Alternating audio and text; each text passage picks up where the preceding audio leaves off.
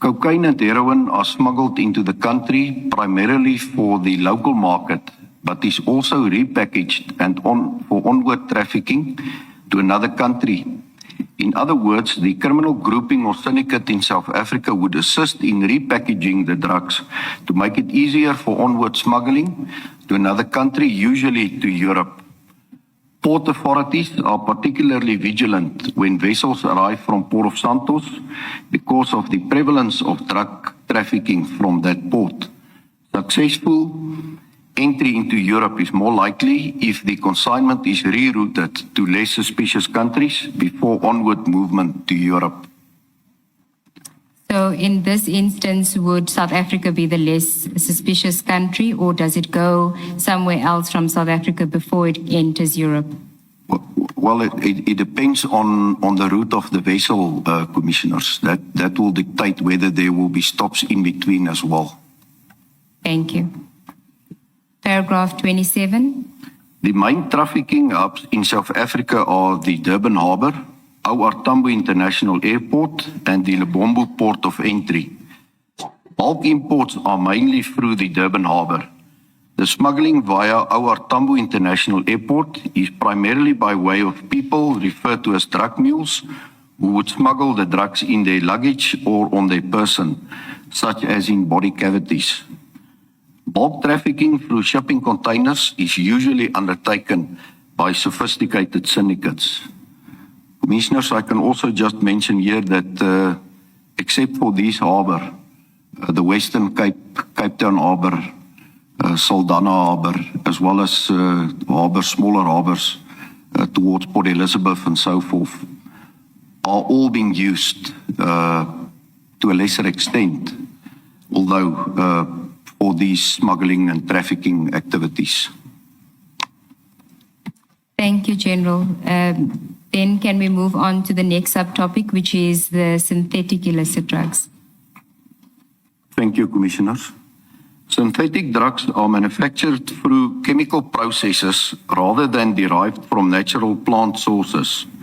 In many instances, since they are not classified as controlled substances in South Africa, the chemicals used to manufacture the drug are sourced through lawful supply chains, but are then diverted or misused for unlawful purposes. Controlled substances are also imported illegally or smuggled into South Africa.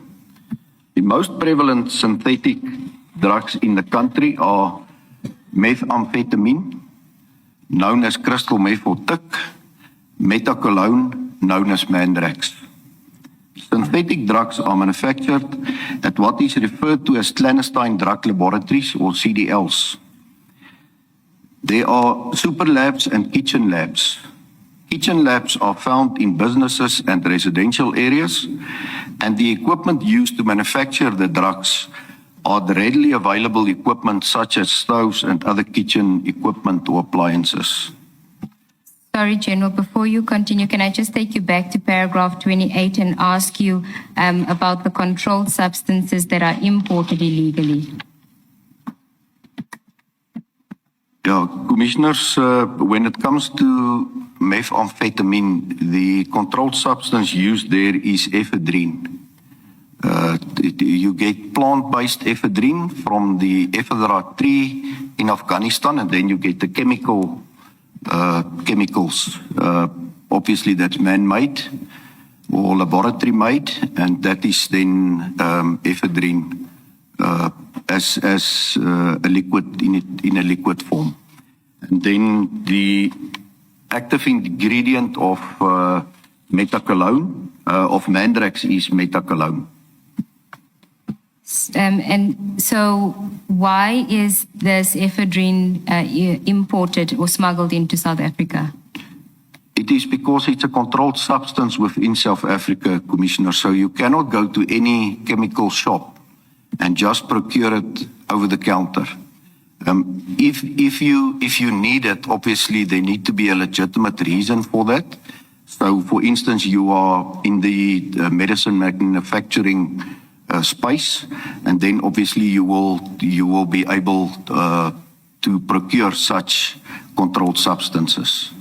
So it means that the only way to get it into the country is by means of either misrepresentations on the import documents or smuggling activities into South Africa. Thank you, General. You were busy with the super labs. Super labs are large-scale drug manufacturing operations using specialized equipment and producing drugs in significant quantities. They have extensive infrastructure with specially designed equipment, extraction fans, and reactor vessels. The special equipment is available in the country but is predominantly imported.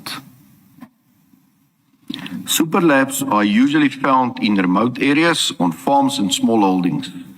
These locations reduce the likelihood that activities such as unusual odors associated with manufacturing of large volumes of drugs, noise or waste disposal will be observed. Once the drugs have been manufactured, they are distributed or disseminated into the market via complex networks. A manufacturer who has a super lab and thereafter distributes the drugs within their own network is referred to as an apex role player or syndicate leader. In July 2024, the DPCI detected and successfully dismantled a super lab on a farm in Groblersdal, Limpopo province, where methamphetamine was being produced. Methamphetamine to the value of approximately 2 billion rand was seized and 5 suspects were arrested. Before you continue, General, if I could just then put up the photographs to demonstrate the Groblersdal super lab, and you can just tell us what we're seeing. Photo 1. Thank you, Commissioners. On that photo is depicted the grand scale activities that was taking place on that farm in Groblersdal. What you observe there obviously is the extraction fans. That's the silver equipment that you observe there. Underneath that will be the reaction vessels. So that is where all these chemicals are poured into. It's mixed according to a specific recipe. And then it is placed obviously on top of a burner, a gas burner, and that is why you would see that there's a number of acetylene cylinders on that photo visible. I can see at least 2.